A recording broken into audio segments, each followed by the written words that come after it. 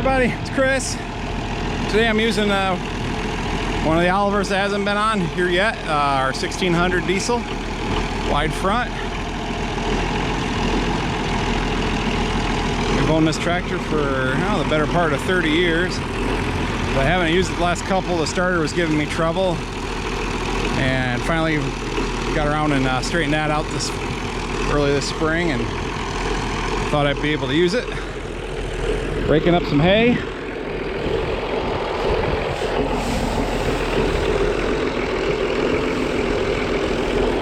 Feeling pretty good.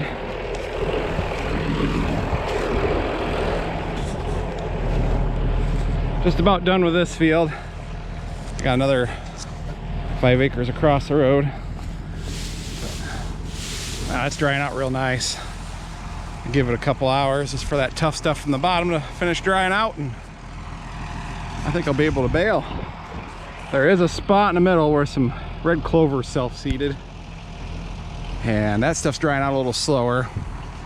So I may go around that and knock that off tomorrow. We'll see how much it dries out by the time I get to the field. But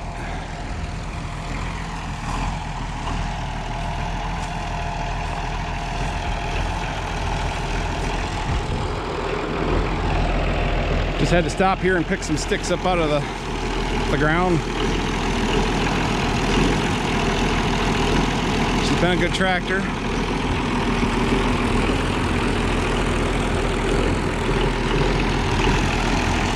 Let's get some hay rake.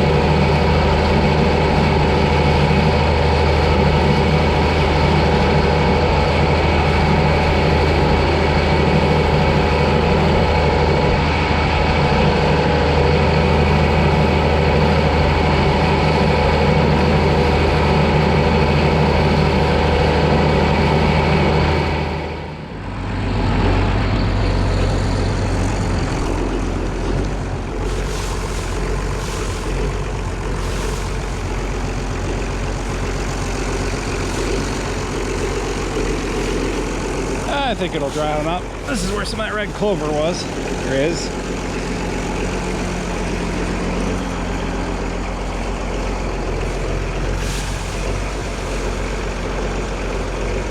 It's just about there now. Well, I better get it finished.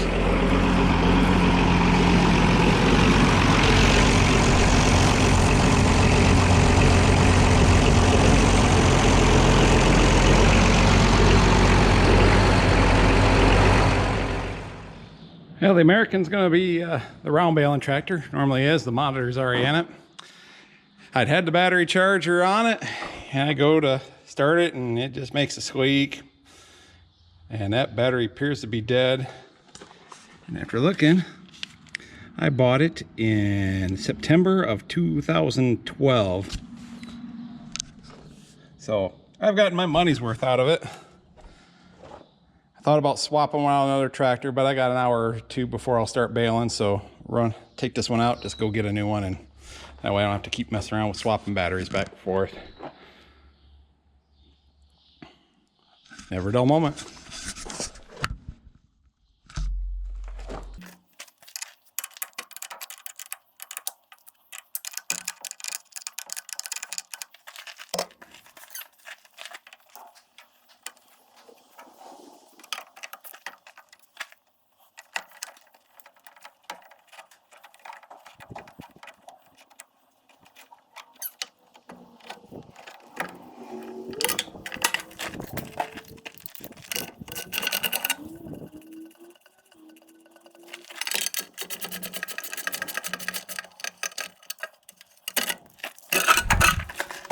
Ran to town, got the new battery. And I've seen other videos where people are having battery troubles. And some of you might have some of these. One of these, whatever. A load tester. As you can see, the voltage is good. And the multimeter will tell you that. Let's see, try to do this with enough hands. What you do is you got this switch here. You can either set it for 612 volts.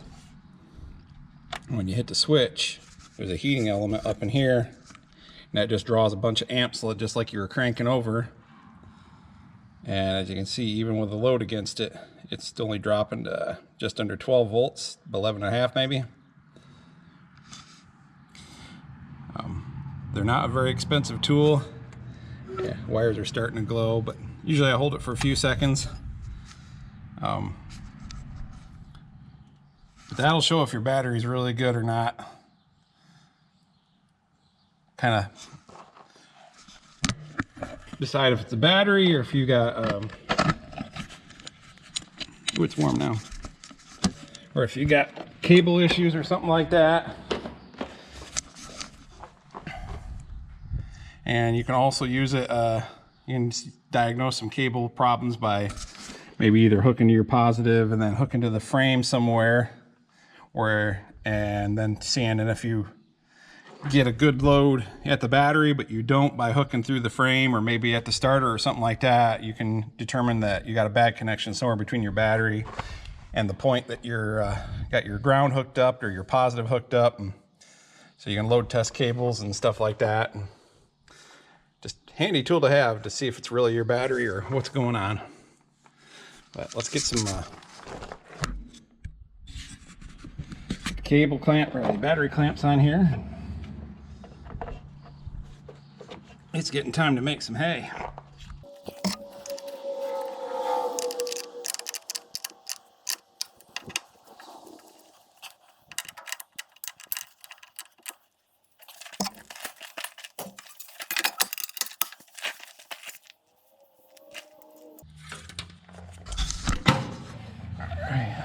See which pocket I put keys in. No pockets.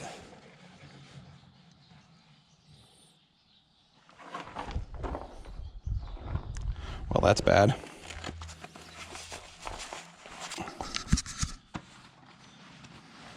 Great, I've done it again. Oh, you know what? Yeah, it's in the ignition. Oh man.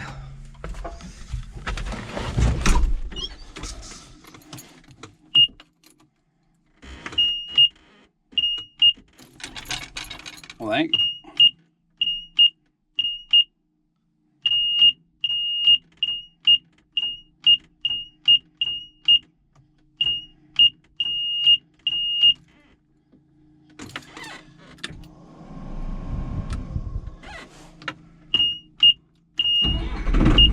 There we go.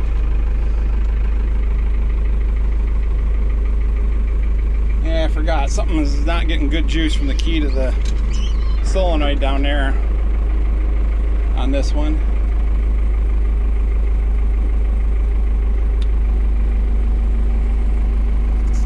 But it's running now. Well, before I round bale, I'm going to fill up the wagon with a load of square bales. I don't have any sold at this point, but figure I'll make one wagon load. If someone wants some squares, I'll sell them to them. So pick up down just a little bit.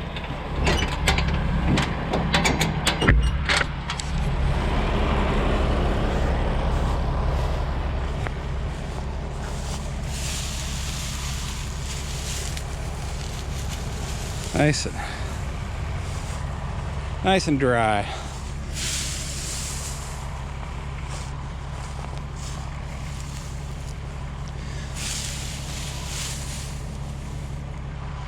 That should make some nice hay. Let's get at it.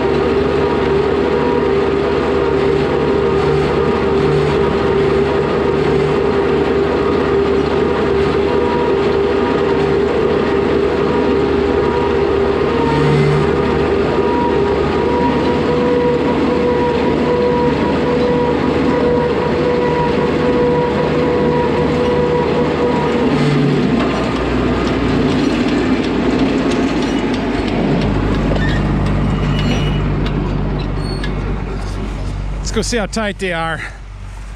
That second one out of the chute was a loose grass bale. It's been sitting in there for a while and the thrower didn't grab it very good. So I'll make sure these are, ouch.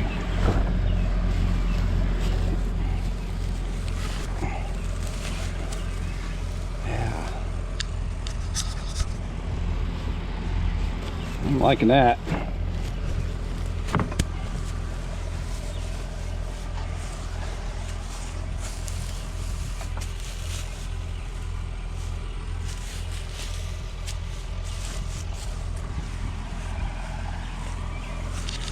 See if I can lift it.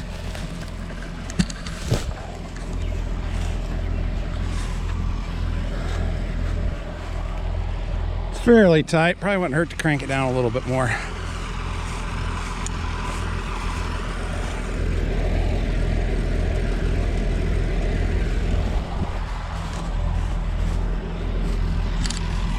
For those not familiar with square balers, what I'm doing here is drawing up the spring pressure.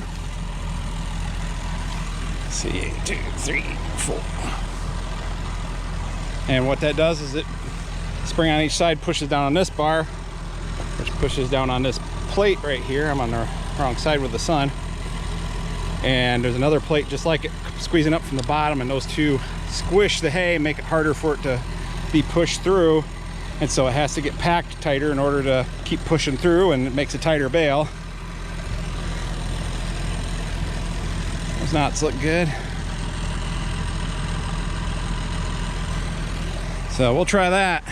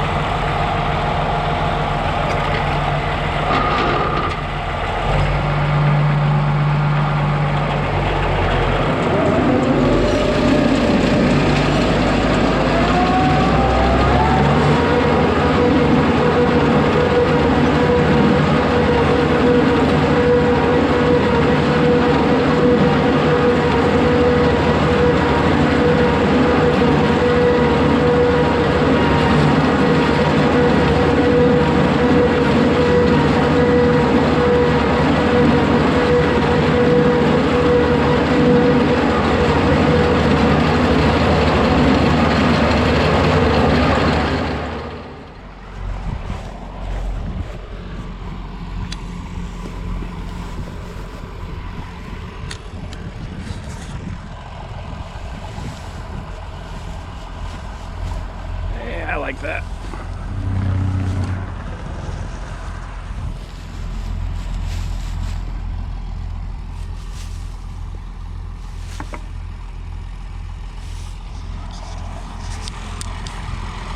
We'll leave her set there. Just want to say about to enter a double windrow. That first round was a single pass with a hay mower, and then this is a double where I rake two windrows together with a V-rake. That works good for the round baler. It definitely makes the square baler put some bales out. Let's see how she does.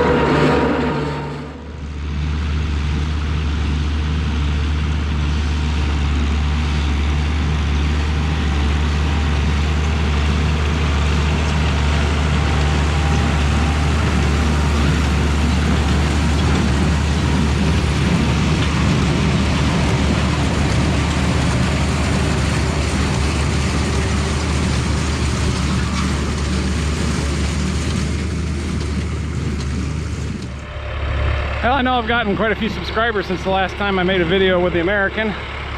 So I'll tell a little bit about it. This is a 19, oh boy, I think it's a 90. White American 80. 80 signifies a PTO horsepower, 80 horsepower, powered by a 4BT Cummins engine. Most of the tractor is basically a Oliver 1655. Most of the drivetrain, they did some stuff to update it. Hydraulic clutch with a hydraulic brake. The wheel brakes are still dry. They did add a differential lock. Some other bells and whistles. But for the most part, it's a 1655 with a 4-cylinder Cummins in it. You can get them with a cab or without. You can also get them in your choice of 4 colors. Meadow green or Oliver green, as you see here. And the white silver that everybody knows white tractors as. Minneapolis Moline yellow and cockshut red. As White had owned all 3 companies. They called them the American Series because at the time, these were the only tractors under 100 horsepower that were manufactured in the United States. Everybody else was importing them, even if it was doing final assembly in the US and trying to say it was made in the US. They weren't. And so that's where they got their name from. Using a Gehl 1475 round baler.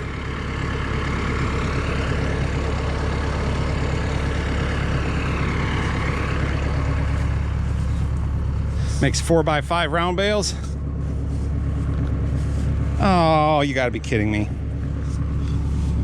I can't believe that hasn't given me. I relaced a belt and by golly, I fed it through the wrong spot. I better fix that.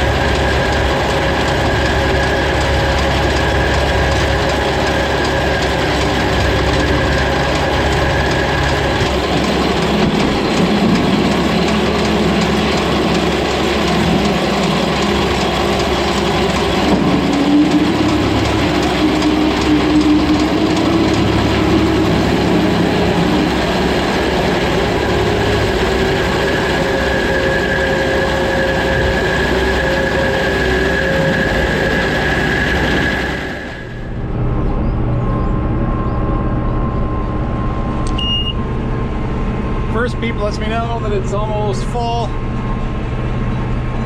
Be prepared.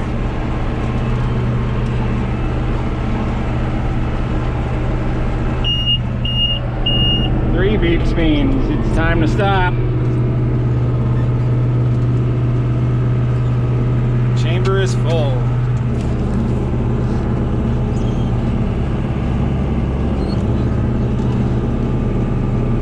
I'm sure someone's probably gonna say, oh my god, your hay's too dry, you should wait till dark to bale it.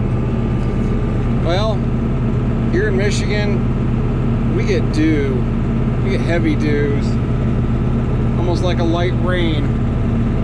And it goes from baleable to not baleable in a very short time. So, I'm just glad it's dry. And 2 beeps means it's done.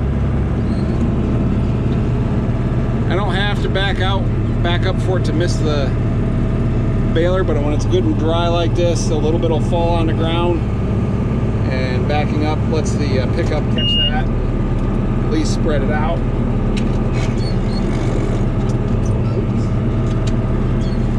Put it in the right gear.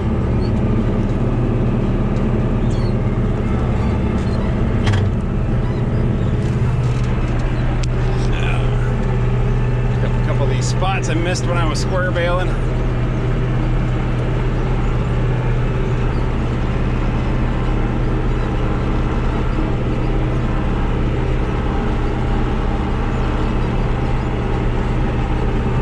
I got 80, let's see, there's 89 on the counter. Didn't miss any knots, but the first 2 bales out were actually basically my brother's lawn. Grass and clover and stuff. So I guess I'm not counting those, although there are 2 in the baler.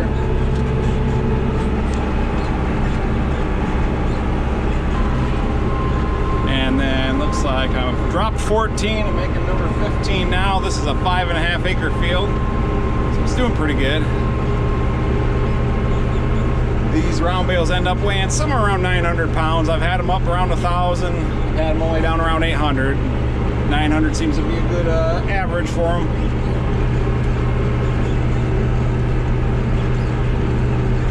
This field, when we first bought it, was all asparagus. I mean, it was in rows, it was planted, and a local farmer had a produce stand right over there. It's since been knocked down. It was in pretty sad shape, but he grew asparagus on this field. Potatoes in the field across the road. We had rhubarb, strawberries. Trying to think of what else. Those are the ones that have come to mind. And we kept this field into asparagus for the first few years we had it. We didn't ever spray it. We just let asparagus and the weeds grow. We'd disc it now and then. We were told that would help break up the roots, but it never killed the asparagus, so that seemed to work. But we finally got tired of people just helping themselves to it. You know, we were selling it, we weren't charging an arm and a leg. Usually my grandpa would sit down here with in his vehicle and a scale, and it was all you pick, and fresh asparagus cheaper than you could get it in the store. And someone still has to go and wreck it for everyone. So we finally just hit her with a roundup, killed it all, put it in the corn. And then since then, oh, this field's just so small for the bigger equipment. I finally, I put it into hay a couple years ago.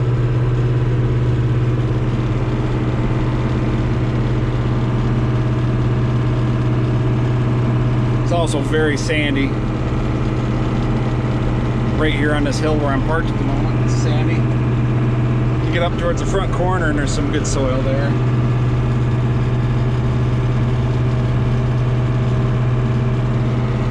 Tying off another one.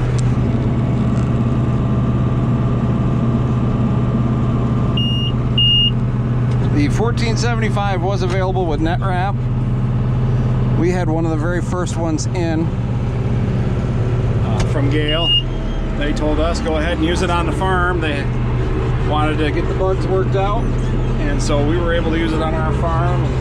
Remember that first net wrap bale I kicked, or it tied off, and I just couldn't believe that it would be that quick. So I shut the PTO off, got out and looked in there to make sure there was actually net wrap on it. Well, that just speeds things up. This one could be retrofit with it. Of course, I seriously doubt you can get that from Gehl anymore. Have to find one maybe that was ratted out or something like that. Of course, the net wrap probably is the one that takes the beating. It's on the back of the machine where people back into stuff, and probably got used the most. But for no more hay and I make, I guess twine gets the job done.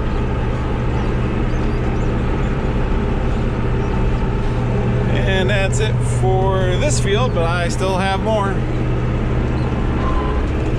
It's just across the road. Well, that finishes up my first cutting. No breakdowns.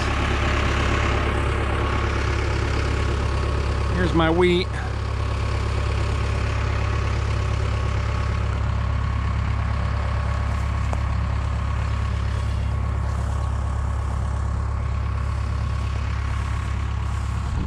I got some regular tracks through here because all the test plots out there, I don't know how well it's showing up to walk out there for another video, but there's a few different varieties and I could see them because of the difference from here. Some are bearded, some are not bearded, but they've been trying also different fungicides, stuff like that. But I gotta say, overall it's looking pretty good. A little taller than I was thinking. Still not gonna be a lot of straw, but that's not what I grow wheat for. Well, I do to put it back into the soil,